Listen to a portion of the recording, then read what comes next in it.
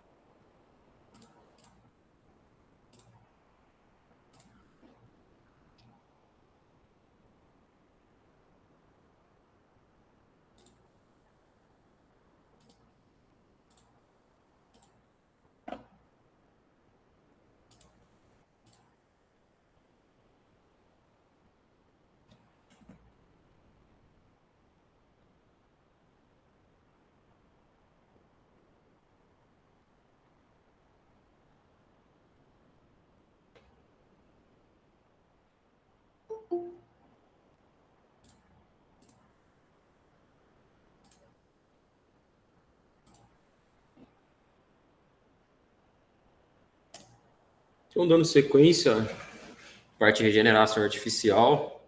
A gente começou vendo lá as flores, né, o papel das flores na produção de sementes, né? E depois a gente viu a dispersão de semente, produção de semente, dispersão de semente. Aula de ontem a gente viu todo o beneficiamento de semente, a colheita, beneficiamento até a secagem. Então a gente chegou no momento onde a gente tem uma semente que ela vai ser utilizada para regeneração artificial, né? Pode ser o lançamento direto no, né, solo, na muvuca ali, chamada muvuca de semente, e também a gente pode utilizar para a produção de mudas, né? Então o que a gente vai ver hoje é a parte de produção de mudas na parte de viveiros, né? Viveiros florestais. Okay? Então a produção de muda, ela é o que vai dar início, né, a um projeto. A gente pensar num projeto de recuperação, né, um projeto de recuperação de área degradada, vai iniciar ali na semente, mas provavelmente com a muda. Normalmente a gente utiliza muda para ir a campo, né, que a gente tem um desenvolvimento mais rápido, né, e mais seguro quando se leva a muda. Né? Então, para isso, a gente precisa de ter mudas de boa qualidade. Né? A produção de mudas de boa qualidade é fundamental, né, para estabelecer esses plantios, né? Implantação de povoamento também, se for em áreas de povoamentos ali monoespécie, né? O eucalipto, ou a teca, ou sei lá, qualquer um outro aí de interesse, né?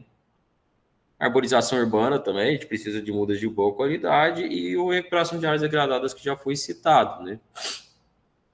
Então, uma muda de qualidade, a gente vai entender como uma muda de qualidade quando a gente tem uma parte aérea perfeita, né? Ela é bem formada, a gente vê na imagem aí diversas folhas já, um sistema radicular completo,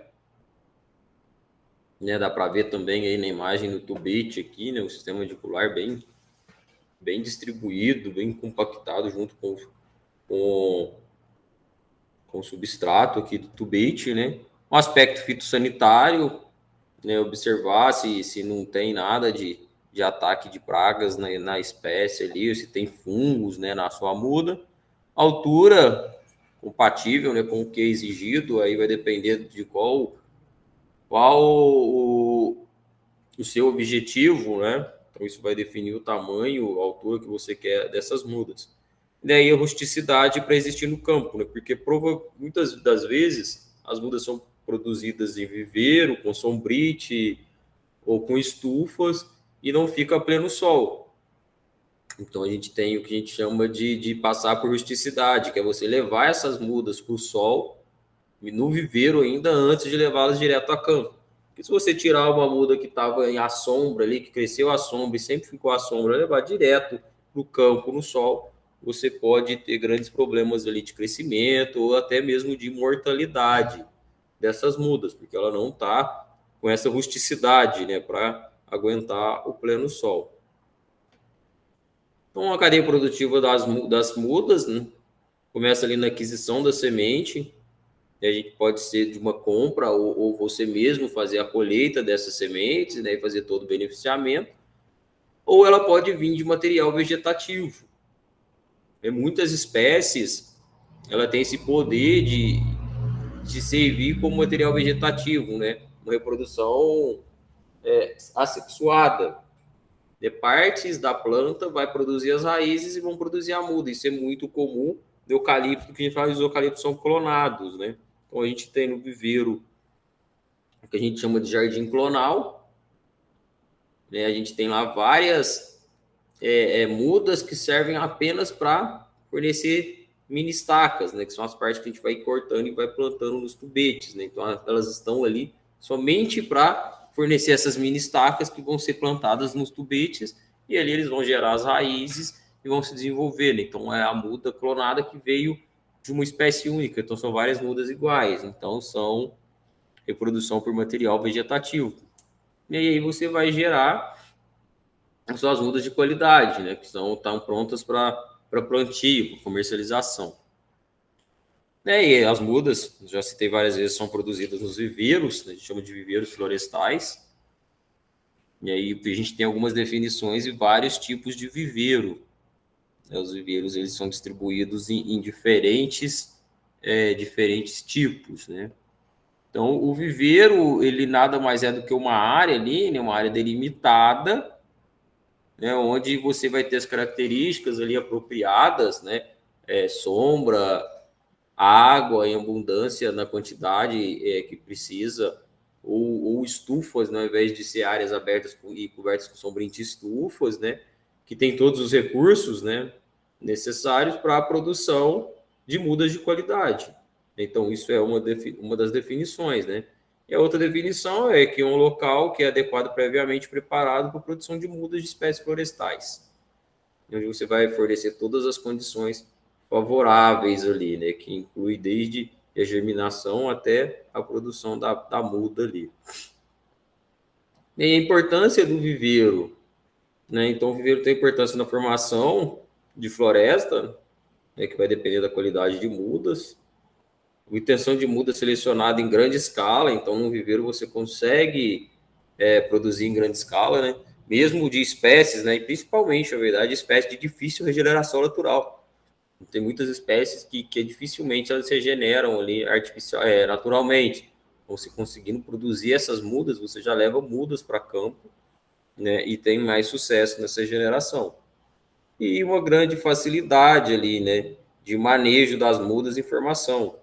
Você consegue aplicar tratos silviculturais, você consegue fornecer nutrientes e água, né, em quantidade adequada para que ela se torne uma muda com plenas condições de ir a campo e ter sucesso em sua implantação. E aí, quais são os tipos de viveiro? Então, a gente tem que dividir os viveiros em tipos, né? Porque ele pode ser ali, primeiro a gente pode falar de permanente ou fixo. Então, aí a gente tem alguns exemplos aí de viveiros, né? Chamados de permanente ou fixo, né? Que ele é projetado para produzir mudas por um longo período. Então, normalmente, um viveiro aí, como empresa de viveiro florestal, ele é permanente, né? Ele vai produzir mudas por longo período, diversos anos, né? Em sequência, ele vai estar produzindo mudas. As instalações são definitivas, né? Então, normalmente utilizado estruturas de alvenaria, com ferragem, né? Elas são estruturas que vão durar por vários anos, né? Aí vai exigir um detalhamento, né? Um planejamento bem detalhado para você ter o máximo de aproveitamento. Então, a gente tem a disciplina na engenharia florestal de viveiros florestais, tem uma disciplina única onde você vai aprender a fazer todos os cálculos de planejamento de dimensões de viveiro a partir do número de mudas que você quer produzir, né? Então, um viveiro desse que vai ser permanente tem que ser um detalhamento grande no planejamento para que você não despenda muito recurso financeiro e não tenha um retorno viável, né? E geralmente ele é instalado ali perto de próximos, né? De consumidores de muda. Porque você não vai instalar um viveiro longe do seu centro de consumo, vai ficar caro o seu transporte e suas mudas vão ficar inviáveis no mercado, né? Vão ter preços altos que o mercado não vai aceitar pagar, né? Ou você não vai ter um preço competitivo, não vai conseguir competir com os outros produtores, com os outros viveristas. Né? E ele também pode ser provisório, né, ou temporário. Né? Então, é aquele que é projetado para produzir muda durante um espaço de tempo menor, um período ali determinado, e depois as estruturas são desativadas, são desmontadas. Né? Então, isso ele tem um baixo investimento em infraestrutura, né? A gente vê aí nas imagens quase que produzindo as mudas ali no solo mesmo, né? Produção em sacos, nem utiliza tubete. As infraestruturas ali ó, de madeira, né? Não tem nada de alvenaria, é um sombrite esticado só. Então, isso traz um valor bem baixo para você implantar esses viveiros, né? E normalmente você vai ter um viveiro temporário ali, ou provisório, para produzir ali na área de plantio mesmo. A gente tem uma área de plantio, vamos produzir as mudas ali, vamos fazer né, o plantio, depois a gente desativa toda a estrutura.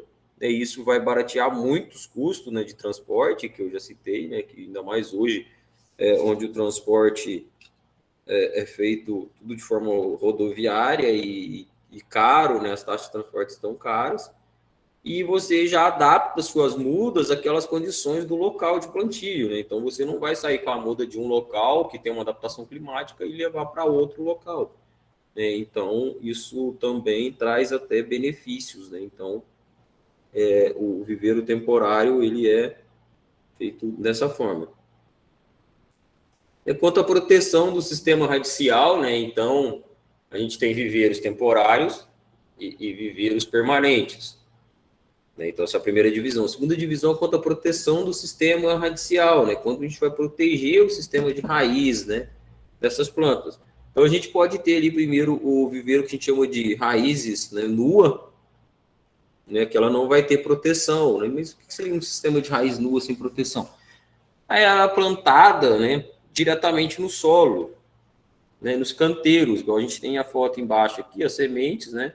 Plantadas nos canteiros, e não tem um invólucro, não tem nada que protege essas raízes, né? Depois a gente vai tirá-las diretamente, vai tirar desses canteiros, né?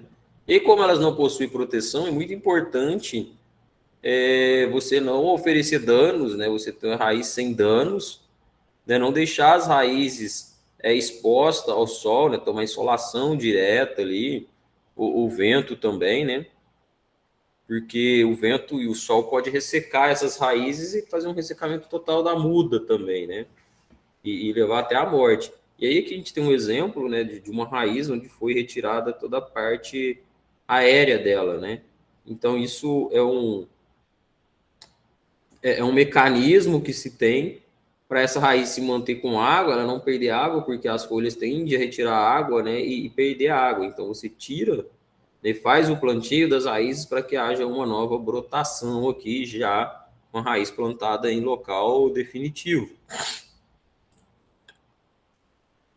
Né? Então a gente também tem as mudas produzidas em recipientes. Então a gente viu produzidas direto no solo, né, onde o sistema radicial não tem proteção, e aqui já as mudas produzidas em recipientes, onde o sistema radicular vai ter uma proteção, né?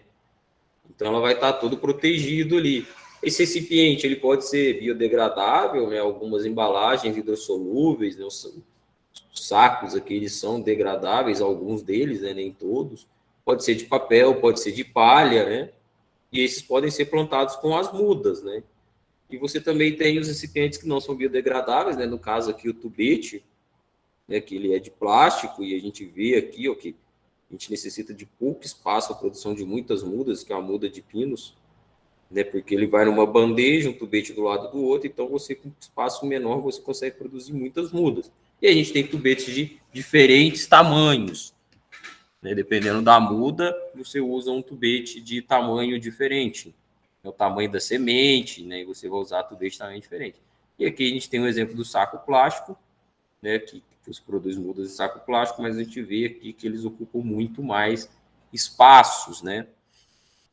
As diferenças aqui que a gente pode chamar a atenção é que quando você tem um recipiente biodegradável, você não tem um problema de ter que retornar com esse recipiente. Então, você já faz o plantio direto no solo ali e pronto, finalizou.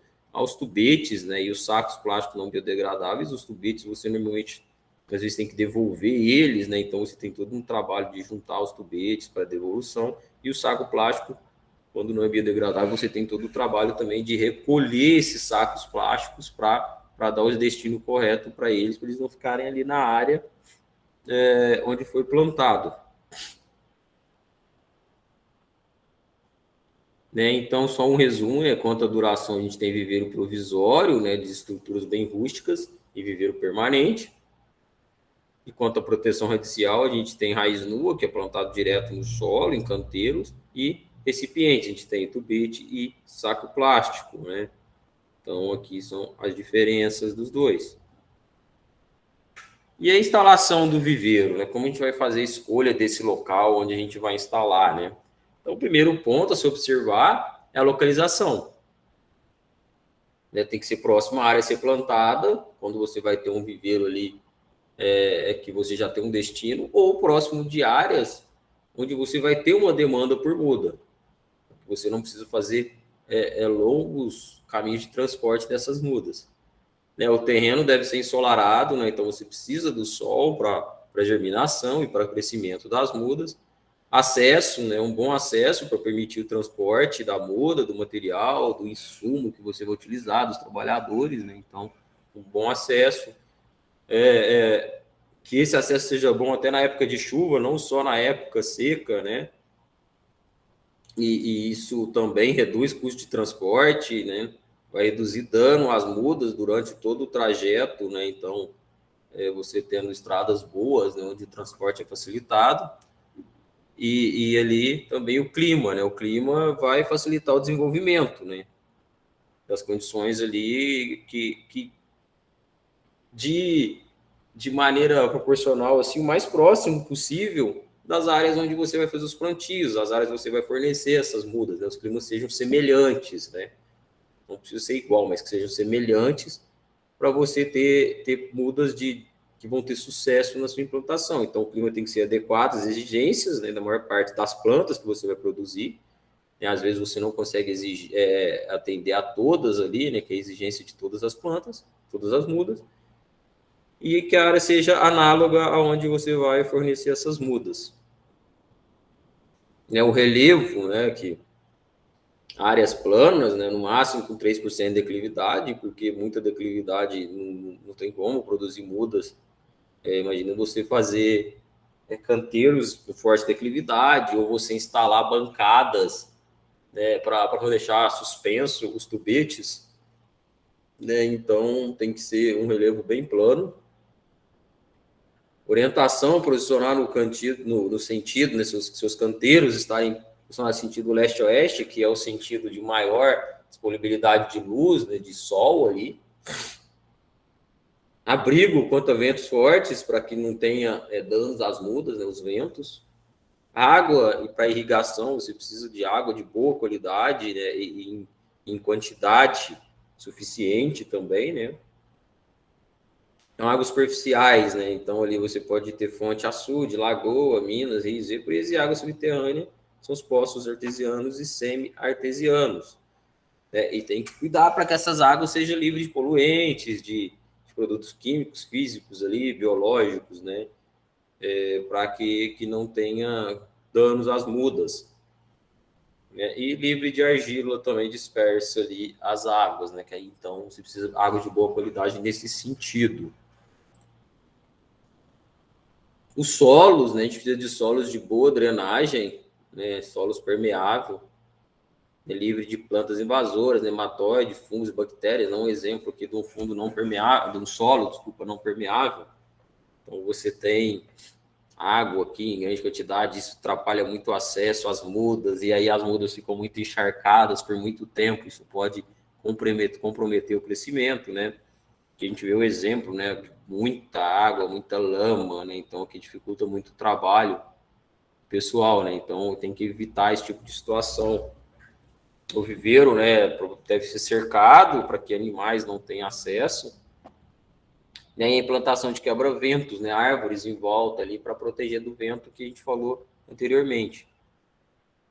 Energia elétrica, né, ela é necessária quando você tem equipamentos elétricos, né, quando o sistema de irrigação ele é automatizado e precisa de energia para iluminação e para alguns equipamentos, né. Em alguns casos você não precisa de energia, né, produção mudas direto no solo ali, viveiros temporários, né, perto da área de plantio, talvez você não precisa de energia. A área do viveiro, né, tem alguns fatores aí que são dependentes. Então, para você definir a área, a primeira coisa é o tipo e a quantidade de muda que você vai produzir, né? Então, o tipo de muda também é fundamental, porque cada muda ocupa um espaço diferente, precisa de um espaço aí diferente para ela crescer, né? O tamanho da embalagem a ser utilizado também. Mostrei que os tubetes ocupam muito menos espaço, né, do que os sacos plásticos, então o tamanho do tubete também, isso vai definir, vai ser um definidor para a área do seu viveiro.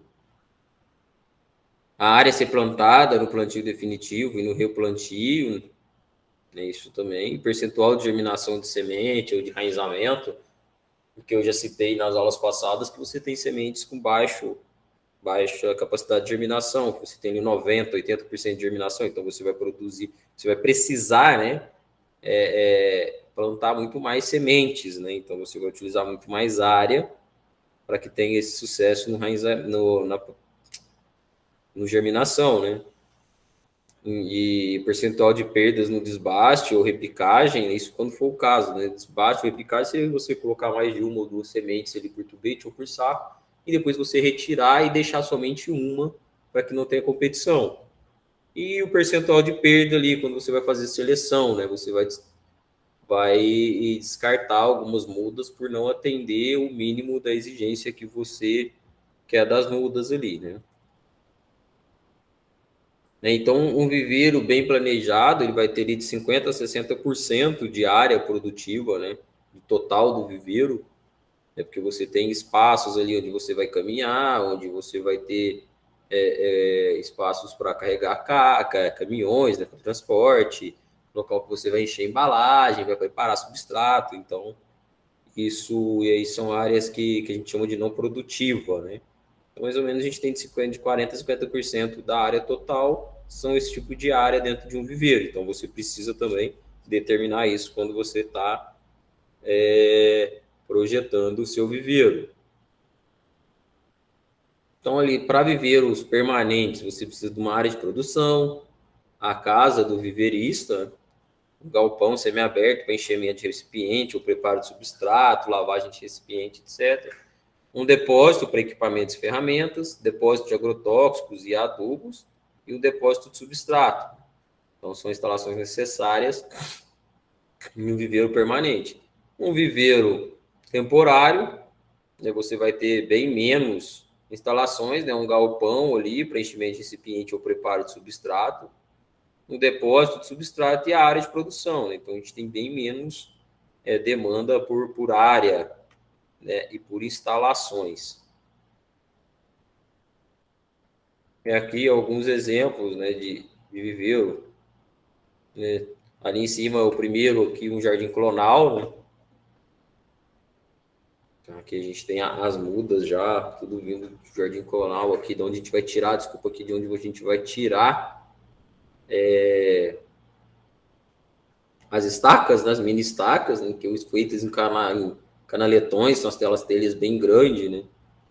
Ou produzidas especialmente para isso. Então você vê que a gente tem várias hastezinhas aqui nessa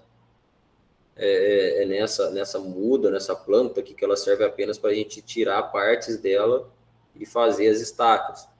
Aqui um viveiro de eucalipto, né? Então aqui a gente tem a parte de estufas, aqui a parte aberta já, né? Grande, é muito grande de eucalipto. E aqui uma área de crescimento e rustificação, né? Então as mudas já foram colocadas em pleno sol, que é esse exemplo aqui, né? Elas já estão em pleno sol para crescer e rustificar, né? E ganhar essa capacidade de ficar em sol, né? Então, quando a gente monta os canteiros aqui, né, normalmente, né, por baixo aqui, entre aqui, né, no chão aqui, a gente coloca uma camada de brita, né, por baixo dessa brita a gente coloca uma lona para evitar crescimento de plantas daninhas, né, coloca uma lona em todo o chão e vem com a brita por cima, né, então você tem essa proteção do solo contra a planta daninhas e a brita também para ajudar no escoamento da água, né, e aí depois você tem instalação de sombrites para fechar toda a área. E aí você tem aqui todas as mini cepas que vão oferecer, cepas que vão para a parte do jardim clonal. Desculpa, para a parte de estufa onde vai ser plantado em tubetes. Então, os aspectos gerais de um viveiro, na escolha do local, então você tem que observar localização, acesso, clima, relevo, orientação, irrigação, solo e energia elétrica. A divisão da área você vai dividir em áreas produtivas, canteiros e sementeiras.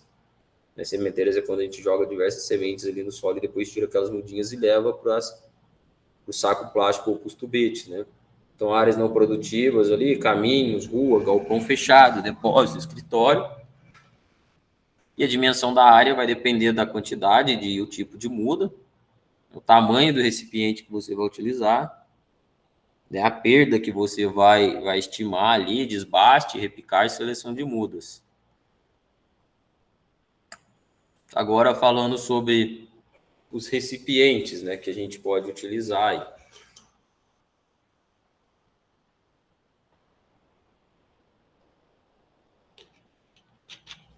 O primeiro deles ali, o mais conhecido, é o saco plástico. Né? Ele é muito utilizado porque tem um preço muito acessível, muito baixo, né? Normalmente ele é do material dele é polietileno, né? E espécies ornamentais, frutíferas ali, algumas espécies florestais nativas são muito produzidas em saco plástico. Né? Frutíferas, então, normalmente a gente compra, só vem em saco plástico. Ele tem alguns furos na parte inferior ali para drenar o excesso de água, né? Porque como é um plástico, se você não tiver furos, a água vai ficar toda ali dentro. E aqui uma pequena sugestão de tamanho de saco, né? 10 por 15, 13 por 25 para produção de nativas. E aqui os exemplos de como são esses sacos plásticos aí. Algumas vantagens dele, né? O baixo custo, né? E você consegue comprar facilmente. Não requer mão de obra especializada para utilização. É muito recomendado para viveiros de pequeno porte. Indicado para espécie que apresenta fruto ou semente muito grande. Como eu falei, dependendo do tamanho da semente, você utilizar o tubete é inviável, né? A gente tem muito problema no saco do novelamento do sistema radicular, né? Pode produzir morte, depois pode levar à morte da muda após o plantio, né? Porque ela vai crescendo ali dentro e vai se novelando ali entre ela mesmo, né? Fica presa aqui dentro e vai formando um enovolamento mesmo, né? Ela vai misturando com ela ali, para você ver, um exemplo aqui, cheio de tortuosidade, e pode ser que a hora que você leve a campo, essa muda venha a morrer. E o enchimento do saco ele é manual e é não reutilizável, né? Você utiliza apenas uma vez. Aqui o exemplo do viveiro de saco plástico. O espaço, né? Precisa de bastante espaço para a produção de muda em sacos plásticos, né? O tubete, né, é bem diferente, né? Ele é recipiente meio cônico, né, com as pontas de baixo dele que forma mesmo um cone, né? Você tem ele quadrado ou circular. Normalmente ele é circular, mas tem alguns quadrados também de tamanho diferente, né? Ele tem alguns frisos internos ali, os circulares, para a raiz, né, direcionar. Então a raiz entra naqueles frisos ali que ele tem entre substrato e direciona a raiz para baixo, né? Então ela vem direcionando para baixo, vai sair toda lá embaixo. E não tem enivelamento igual no saco plástico, né? Embaixo ele é cortado sempre para a água, né? Escoar a água. E essa formação aqui maior de fechar mesmo como um cone cortado, onde você tem todo escoamento de água e as raízes tendem aí naquele sentido ali, né? Eles são condicionados em bandejas, né? Então, em uma bandeja você tem às vezes uma centena de tubete, né? E também pode ser ele é indicado para espécie nativa e exótica, né? Então, aqui várias bandejas, né? Então, algumas vantagens, né? Você produz muda em grande quantidade, porque eles são bem menores. Mecanização da operação, muito mais rápido. Redução da mão de obra devido a essa mecanização. Você melhora a condição de trabalho, né? Normalmente você coloca as bandejas numa altura já que quem que tem trabalho, o técnico não tem que se agachar, né? Não tem que ficar abaixado mexendo em mudas, então ele mexe na muda na altura ali, né? Dos braços mesmo. Maior rendimento na distribuição de muda, nível caminhão aqui com muita muda, e não tem problema de enovelamento de raízes, né? Então aqui o exemplo da raiz, ela vai crescendo sempre sentido para baixo na saída lá. Aqui o que a gente chama de rocambole, que são diversas mudas de tubete, né? Elas são acondicionadas uma do lado da outra e é enrolado para o transporte, né? Isso aqui facilita muito o transporte, né? Aqui, então, o exemplo do rocambole, né? E aqui a muda. A desvantagem, né, dele, que o investimento é alto inicial, porque você tem que comprar as bandejas com os tubetes, né? A disponibilidade de local para armazenar essas bandejas, tubete, porque você precisa armazenar isso enquanto você não está utilizando, quando eles retornam para o viveiro, né? E tem algumas espécies que você não consegue utilizar, né? Que um exemplo da semente de barjão aqui, que ela não cabe no tubete, né? Então você não consegue utilizar. Tá, e agora como que a gente vai encher esses tubetes, né? Como que a gente vai utilizar ali a terra? O que é? A gente vai utilizar substratos, né? Então você tem que utilizar substratos, né? que ele é composto primeiro ali por terra de subsolo, né? Então a gente utiliza mais a terra de subsolo e elimina os primeiros 20 a 30 centímetros. Por que dessa eliminação, né? E você vai trazer um solo que está livre de semente, de outras espécies, de plantas daninhas, né? Então você traz um solo mais estéril para você fazer a produção do seu substrato, né? E você um solo ali, né, preferido de textura média, né? Porque a textura média você não vai ter aquele solo que se desmancha e também não tem um solo que fica encharcado, né? Passa ele em peneiras, né? Então a gente vai peneirar o solo ali em malha de 1 centímetro mais ou menos. Adubação conforme resultado de análise de solo, então a gente precisa de uma adubação nesse solo. Você pode misturar resíduos agrícolas e carbonizados ali, e o enchimento é feito manual, né? Então aqui o exemplo da terra de subsolo. Tem um orientado de mestrado que a gente está produzindo mudas e estamos testando diversos tipos de substrato, né? Desde terra de subsolo, um substrato igual nesse exemplo aqui, ó, um substrato fornecido já por algumas empresas, né, que ele já vem descrito o que ele tem. Nesse aqui tem mix de fibra de coco com casca de arroz, né, carbonizado também, né? Então a gente está utilizando um substrato só de solo, um substrato com vermiculita, um substrato onde a gente vai aproveitar cascas de castanha triturada, né? E a gente fez diversas misturas para definir qual o melhor substrato para a produção de um tipo de muda que a gente definiu lá, né? Então, algumas propriedades físicas e químicas do substrato são variáveis, né, em função da sua origem e o médio de produção, né? É o exemplo que eu dei aqui agora. Então, a propriedade física e química desses substratos que a gente vai utilizar são bem diferentes. Você pode misturar 2 ou mais materiais, né, quando você está fazendo um substrato e buscando uma boa aeração, uma boa drenagem e fornecimento de muda, né? Então, você tem que ter ali um substrato que dê aeração, né, que é o ar passando por ali, né? Uma boa drenagem para que ele não fique muito molhado, muito úmido, que forneça nutriente de forma adequada e que também ele não seja um material que quando você retira do tubete ele se desmancha, né? Porque você precisa que a muda ainda esteja com o substrato quando você levar para o solo, senão você vai levar ela a raiz dela nua, né? E isso não é interessante. Então você tem que ter um substrato que atenda a essas condições, né? Então Ou muito utilizado, casca de pinos, carvão vegetal também é muito utilizada, a vermiculita, né, muito utilizada para composição desses substratos. Casca de coco, né, a fibra, na verdade, ali do coco. E aí você utiliza superfosfato simples, né, para fornecer nutrientes ali, né? Então, isso é a formação do substrato. A produção das mudas, né? Então, ela pode se dar por semeadura direta, que eu falei diversas vezes, você colocar a semente mesmo ali ou jogá-las no canteiro, depois retirar e levar para outro local, ou você fazer a semeadura direta no tubete ou no saquinho, né? Então, ali, a semeadura direta ela é feita, você vai colocar direto no recipiente, né? Até essa muda é o tamanho da enrustidade para ir para campo. É o método que deve ser preferível, né? Preferido ali, né? Sempre que possível.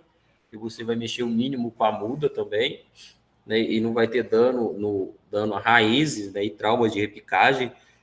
Então, você repicagem é retirar de um local e levar para outro, né? Você tira do solo para plantar num saco plástico, né? Então isso você vai ter danos ali à muda, né? E é indicado para sementes até tamanho médio com boa germinação, né? Você fazer direto no tubete, porque sementes que não tem boa germinação você tem que colocar muitas sementes e aí depois na hora de retirar ali para deixar uma só você pode fazer com que haja dano às raízes das outras que ficaram, você retirar uma muda, você tirar junto do substrato, né?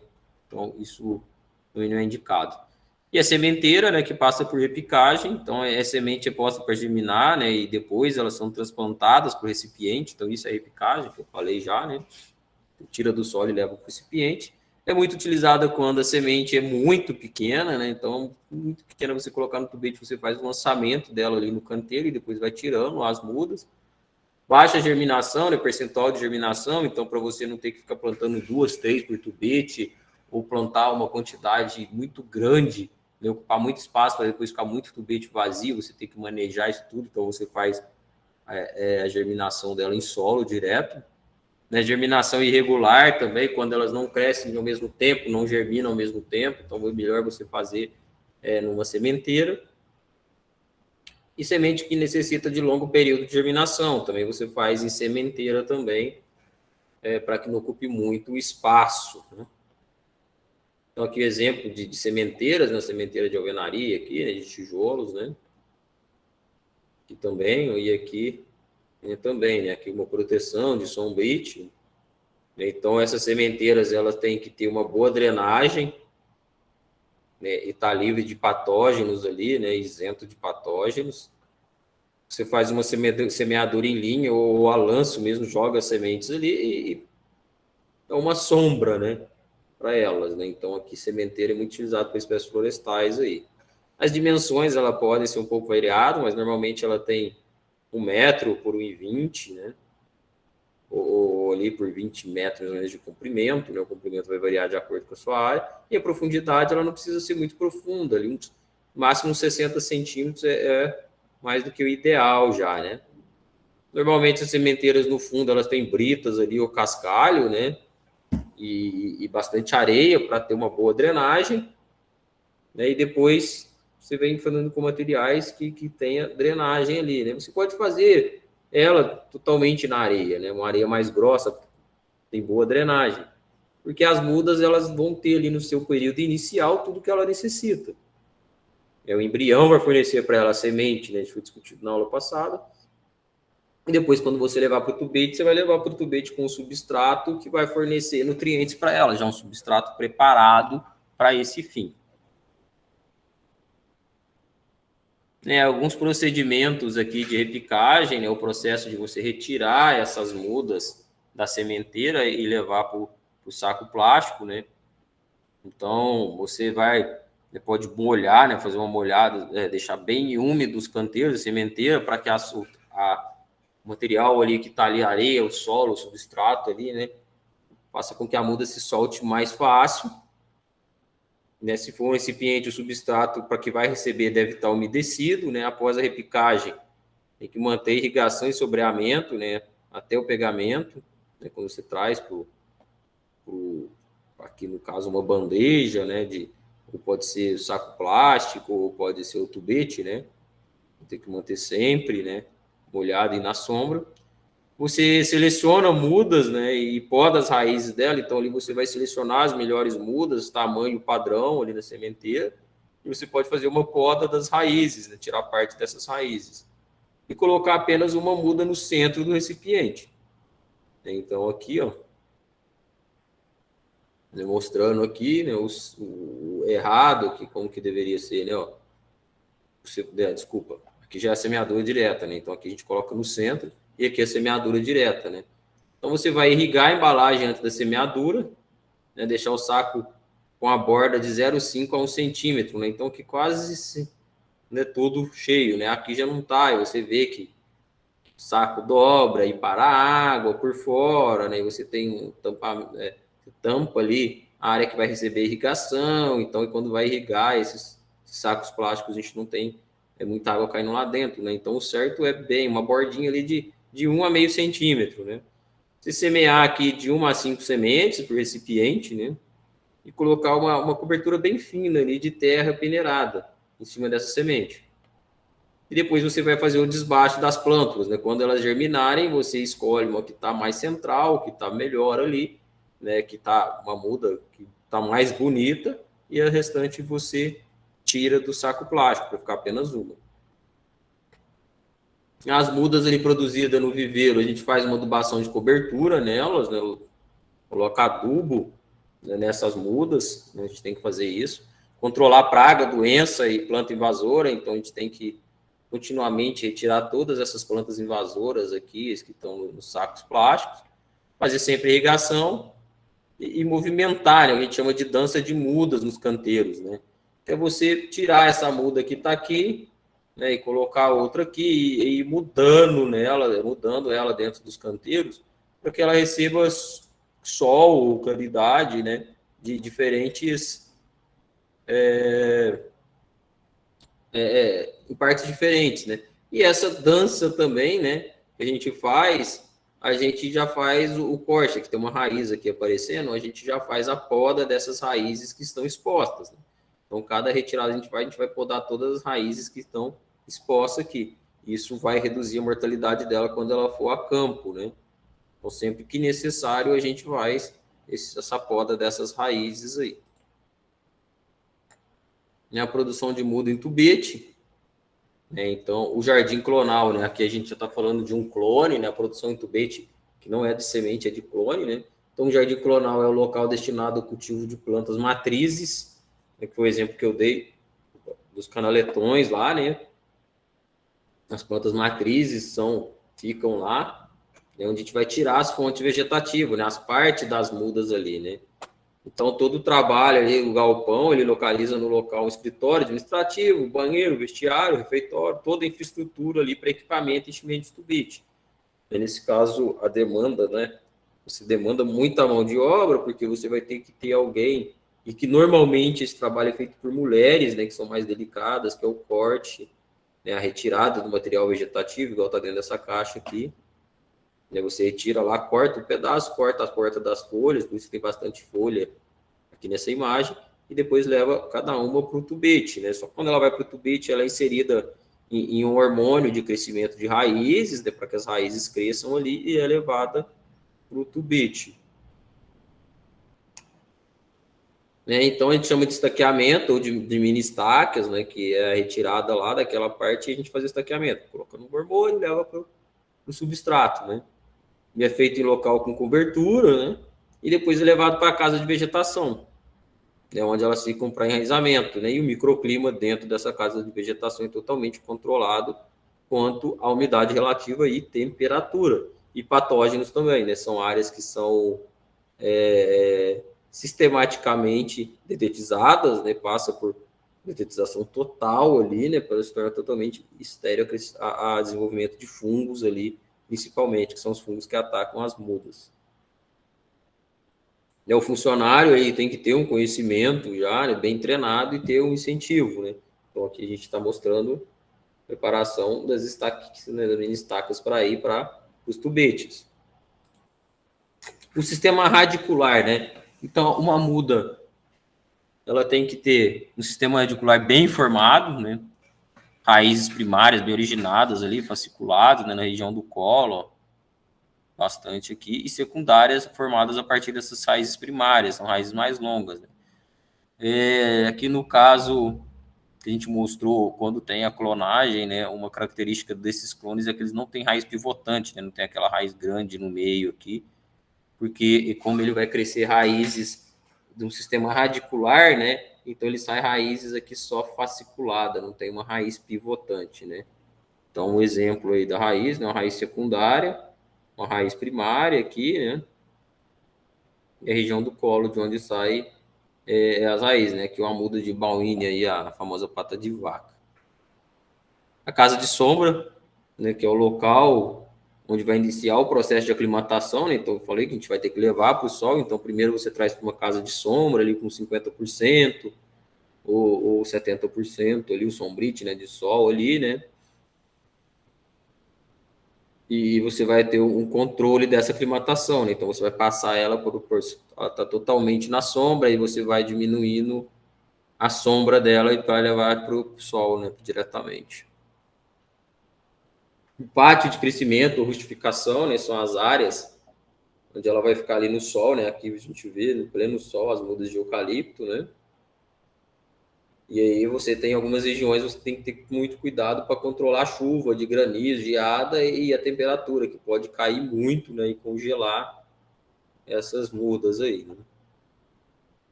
Então, alguns equipamentos ali que são necessários, né? Que a gente tem aqui, lavador de tubete, esterilizador de bandeja e de tubete, né? Então, após você mandar as mudas para o campo, quando esses tubetes voltarem, é muito importante você esterilizar eles e as bandejas, né? Carrinho para transporte de bandeja, tem aqui um compactador de substrato, né? Então, você enche os tubetes, ele faz essa compactação dentro dos tubetes. E aqui uma betoneira, né? Que é o equipamento utilizado aí por pedreiros para fazer massa, mas a gente utiliza ele como misturador de substrato. Algumas técnicas, né, de produção de mudas em tubete, né? Então, ó, colocar os tubetes na bandeja, né, ali ocupando todos os espaços, né? Então deve ser acomodado. Aqui tem o enchimento manual dos tubetes, aqui o enchimento mecânico, né? Os tubetes com substrato. A semeadura direta em recipiente, você tem que irrigar antes da semeadura, colocar de 1 a 5 sementes, fazer uma cobertura com substrato ou vermiculita, né? Então até no máximo 1 centímetro ali, e colocar sombrite, né? Mais ou menos 30 dias após a germinação. Né? Até uns 30 dias após a germinação você tem que colocar com sombrite, né? Então aqui, ó, as sementes colocadas, né? Cada pontinho desse semente colocada dentro do tubete. Depois a gente fez a cobertura aqui com vermiculita ou substrato que seja, né? Aqui foi um substrato aí com palha de arroz, fez a cobertura total desses tubetes aqui com as sementes. O desbaste que eu já comentei, né? Então a gente tem aqui os tubetes com mais de uma plântula, né? Então é quando as plantas atingem de 3 a 5 centímetros, né? Que tem 1 a 3 pares de folhas, né? Então você faz manualmente, você vem aqui ou corta também, né? Você pode arrancar ou pode cortar, né? E retira, nesse caso. A gente retiraria essa aqui que está muito lá no canto, ficaria com essa que está central. E você vai deixar preferencialmente a mais vigorosa ali, né? Na parte central do tubete e uma por plântula. Uma plântula por tubete. O raleio das mudas, né? Então, você tem que fazer primeiro ali nos tubetes retirar as plântulas, deixar uma só, e depois nas bandejas a gente tem que fazer talvez esse raleio ali, né, também, né? Tira, né, algumas mudas, né? Libera até espaço aqui, ó, entre os tubetes, né, na bandeja. Okay? E aí você vê também se tem desenvolvimento ali, né? Algumas mudas começam a desenvolver menos, outras mais, e aí você vai nas bandejas e vai tirando essas que estão desenvolvendo menos, né? Ou que as que desenvolveram muito, e vai padronizando, para você ter mudas padronizadas, para fornecer mudas padronizadas no mercado, né? E você faz a separação por classe, então você tem mudas baixas, médias e altas ali, né? E separa tudo isso para que você tenha seu lote bem padronizado, homogeneizado, né? E aí fornecer bastante adubação nas mudas menores para que elas cresçam e atinjam, né, o tamanho ideal igual às outras. A expedição, né, e as mudas de tubete aqui, igual eu falei, elas podem fazer os rocamboles, né, que utilizar desse plástico aqui, né, você coloca, tira do tubete, vai colocando e vai enrolando, né, aquelas já vão sem tubete, ó, formam um rocambole. E aí você vai facilitar muito a sua logística de distribuição, esses rocamboles. E aí ela aqui é o saco plástico, né? Que ele é enrolado e você vai colocando mudo e vai enrolando ele novamente. Ó. E aqui elas já estão prontas para ir para a cova, né? Então você não precisa tirar de tubete, né? Fazer nada disso. E as mudas, né? Aqui tubete ou rocambole é acomodado em pé ou deitado em caixas, né? As caixas grandeiras chamadas aqui, mas transportadas em caminhão, né? Quando é grande distância, e possivelmente quando é possível fazer esse transporte das mudas em caminhão que tenha aclimatados, né? Para que você não tenha uma mortalidade dessas mudas. Qualidade de mudas e aspectos gerais, né? Então a gente viu que vários aspectos e vários parâmetros, né, são utilizados para avaliar uma qualidade de uma muda, né? Mas dentre eles a gente tem que destacar a altura da parte aérea, né? Então a parte aérea ele que está fora, né, numa altura considerável, dependendo da muda para você levar a campo, né? Sistema radicular bem formado, bem distribuído. O diâmetro do colo, né? O diâmetro do colo nada mais é do que você medir o diâmetro aqui na muda, né? O colo da muda aqui, bem na parte de baixo dela aqui. A relação entre parte aérea e parte radicular, né? Então tem que ter uma relação de parte aérea e radicular formando ali de forma proporcional. Relação entre diâmetro do colo e altura da parte aérea, né? Então, essa parte aérea também tem uma relação com o diâmetro do colo. Peso de matéria seca da parte aérea e radicular, né? Então, a gente pode fazer alguns testes, né? Algumas mudas, a gente secar e ver como que está a distribuição do peso de matéria seca. Uma rigidez da parte aérea, né? A parte aérea ser firme, ser rígida, para você não plantar e ela ficar caindo. E bons aspectos nutricionais, né? Folhas bem verdes, né? Não estando amareladas, né? Com sintoma de falta nutricional. Então, é aqui, como tomando a medida da altura da muda, né? Então, você vai medir a altura, o diâmetro do colo, que eu falei, né? Medido com paquímetro, bem na parte inferior aí da muda. Né? Então, para muitas espécies tem forte correlação entre a sobrevivência e diâmetro ali, né? No solo, ali, o diâmetro do colo. Constante falta de umidade substrato pode contribuir para a diminuição do crescimento de raiz, né? Então ela também não vai desenvolver em diâmetro aqui no colo. Né? Então, o peso das mudas, né? Então aqui um exemplo, né, de como fazer, né? Então você retira algumas mudas para fazer o experimento, para pesar, né? Você vai cortar, né, as mudas, vai secar elas, né? Pode secar aqui em saco de papel, isso leva para estufa. E aí você separa a raiz da parte aérea, faz o peso dessa raiz, né, o peso dessa parte aérea, e soma os dois é o peso total, né, que você tem de matéria seca total. Então você limpa todas as raízes, tira todo o substrato e seca ali, né, nas estufas. Para que isso? Para você determinar o índice de qualidade de Dixon, que é o índice de qualidade mais utilizado para avaliar a qualidade de mudas.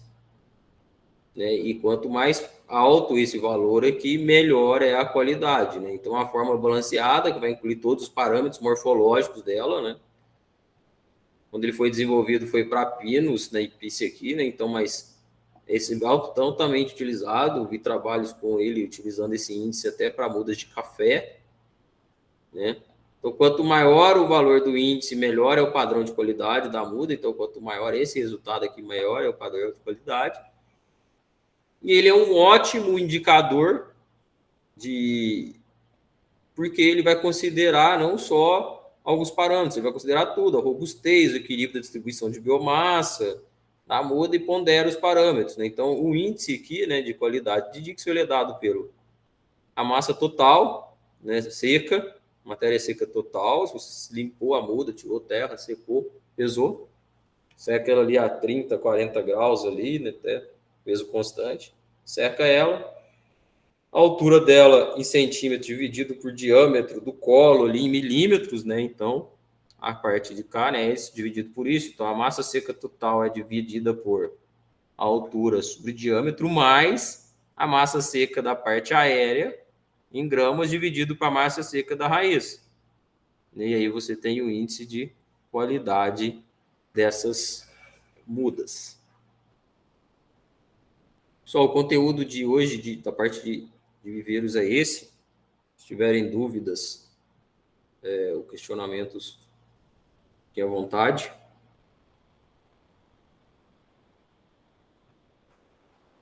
Okay. Só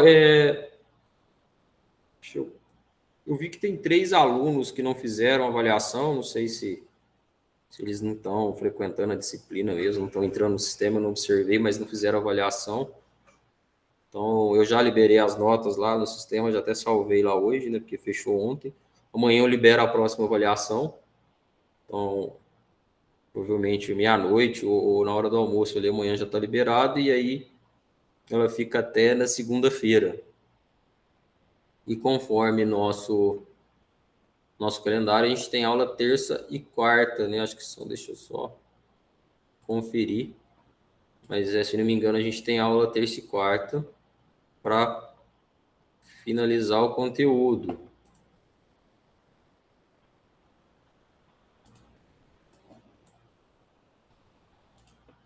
E a gente vai ter aula 25 e 26, né? 25 tem 2 aulas, né? Período manhã e tarde, e no dia 26 a última aula é no período da manhã. Então é isso. Na verdade, segunda, né? Dia 25, segunda-feira. Segunda-feira a gente tem aula manhã e tarde e terça na parte da manhã. Ok? Ok, professor. E a gente finaliza o conteúdo. Ok. Só se não tiverem dúvida, o conteúdo da síncrona, né, do nosso encontro é esse. E tem bastante conteúdo que eu deixei lá postado para vocês, tanto a parte escrita quanto alguns outros vídeos, né, que abrange bem esse conteúdo de formas diferentes. Okay? Beleza. Eu, Beleza. assim que terminar, né, eu receber a gravação, eu já passo ela para o YouTube e deixo disponível o link para acesso lá do vídeo. Tá Ok? bom, professor.